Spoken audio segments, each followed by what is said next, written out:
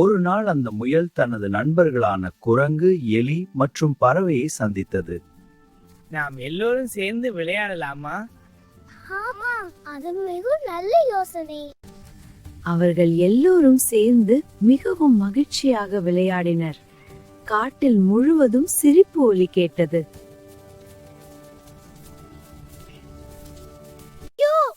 நான் குழியில் விழுந்து விட்டேன். எலி குழியில் விழுந்ததால் மிகவும் பயந்தது. கவலைப்படாதே, நாங்கள் உன்னை காப்பாற்றுவோம். குரங்கு ஒரு நீளமான குச்சியை கொண்டு வந்தது. முயலும் பறவையும் சேர்ந்து எலியை வெளியே இழுத்தனர். நன்றி நண்பர்களே, நீங்கள் மிகவும் நல்லவர்கள். நண்பர்கள் ஒருவருக்கொருவர் உதவ வேண்டும். அதுதான் உண்மையான நட்பு. அவர்கள் எல்லோரும் நண்பர்களாக இருப்பது மிகப்பெரிய மகிழ்ச்சி என்று புரிந்து கொண்டார்கள்.